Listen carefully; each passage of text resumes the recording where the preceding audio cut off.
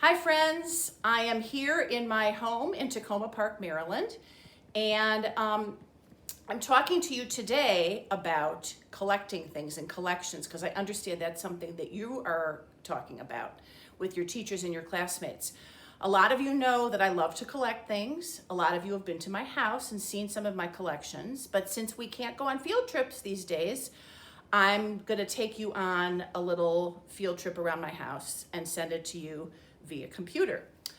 I'm sure you realize, or maybe you don't, that museums are just huge collections of things.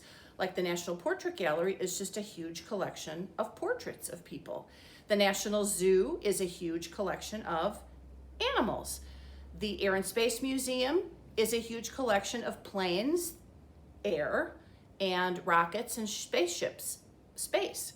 So collections you can see in museums, you can see in people's homes, and I'm gonna show you now some of my favorite collections. So I'm gonna ask my husband to hand me the iPad. Thank you, Mike. Let go, I've got it. And we're gonna go over to my coffee table because I wanna show you the 6 things that I'm gonna share collections of with you today. Okay, the first is a pitcher, which is something that you pour with, okay? The second, things that are heart-shaped. This is a paperweight. It's heavy. You can put it on a pile of papers to keep them from blowing away. And this is a little candle that's in a heart-shaped candle holder. The third, birdhouses. Yep. So these 3 collections, pictures, hearts, and birdhouses, are kind of spread around throughout my house. They're not organized in one particular place, okay? The other 3 items are spread around, are in one particular place. First is a magnet, okay? Whenever I go on a trip, I look and see if I can find a magnet with the name of that place. So this is from Vermont, where I go often in the summertime. And all of my magnets are in one place all together on my refrigerator door, which you'll see a little bit later. Second collection that's all together is a kind of glassware called Heisey glass. And it's a kind of a glassware. They made bowls and candlestick holders and salt and pepper shakers and cream and sugar containers and plates and trays. All of this glassware was made about 100 years ago, and it's not made anymore. There was a company called the Heisey Glass Company. And so you have to kind of look really hard to find this kind of glass. A lot of antique stores and flea markets have it. And the cool thing is, you know it's Heisey glass is if you turn it upside down, and if you can see an H, let me see if I can get a better angle here. If you can see kind of a diamond shape with an H in the middle, can you see that? A diamond with an H. That H is for Heisey, and you know you've got the real Heisey glass. And all of my Heisey glass is displayed in one place. And the last collection is actually my husband's. It's children's sewing machines. I hope that most of you have seen a sewing machine. Maybe your mom or your dad has one. But a long time ago, places that made sewing machines, and this one is called Singer. Singer sewing machines are pretty famous. They're still being made. They used to make special sewing machines just for kids. And their hope was that if little kids learned how to use a sewing machine, when they grew up, they'd buy an adult-size sewing machine. So these are really hard to find. They're old and they're kind of rare. So you can see the spool of thread goes right here. And when you turn the crank, the needle would go up and down. The fabric you would lay right here that you were sewing. So they're pretty cool. Okay, so here we are in the living room, but I'm gonna walk back to right inside my front door because I want to show you something kind of cool, which is a little shelf that I have when you walk in my house. And of course, it's full of hearts. There's a heart box in the middle. And then I have a collection of rocks that are shaped like hearts. Friends of mine, if they're on a hike or, I don't know, they're just walking along and they see a rock on the ground and it's kind of in a heart shape, they pick it up and they give it to me. So I'm really lucky that I have these heart-shaped rocks. Okay, I just want to make sure I showed you that because it's kind of cool. We're walking back into the living room and we're going to look at some birdhouses. So we've got 1, 2, 3, 4, 5, 6, 7 birdhouses, all on top of some bookshelves of mine. Okay, now we're going to come down. And remember I said birdhouses and pictures and hearts are kind of spread around. On this table, I've got some heart-shaped coasters. You can put a drink on it so it doesn't hurt the table. I have little heart-shaped plates that say I love you. More coasters.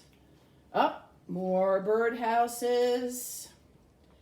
And I would say that this is a pretty unusual one. You can see that it is a little kid's boot, and a hole has been put in so the birds can get in, and a little roof has been put on it. So that's kind of cool. And then this one looks like a washing machine, but you can see the hole that's been cut in there for the bird to go in. So you know the birds go in and they build their nests inside, and that's where the mamas have their babies. I've got some more birdhouses in the living room. Actually, this shows you my biggest birdhouse and my littlest. That huge red one with the, actually has blue hearts around the hole, is my biggest, and it's really heavy. And then the little tiny ones that you can see on either side are my smallest birdhouses. Cool. Okay, we're gonna walk into my dining room now. And you can already see on my dining room table, I have a candle holder that has kind of a heart design in the middle. And I have 2 heart-shaped pot holders, one on each side. So when I bring out like a hot platter, I can put it right on that pot holder, or trivet you could call it too. But all of my Hi-C glass is in one place, in this one cupboard. And every single piece has that diamond with the H in the bottom. So they're pitchers, cream and sugar, glasses, a vase, plates, all sorts of cool Hi-C glass. Okay, more pitchers that are spread around. Here I have a chest that has pitchers displayed on top, and then I have a shelf full of pitchers, all shapes, all sizes, all colors. It's really fun.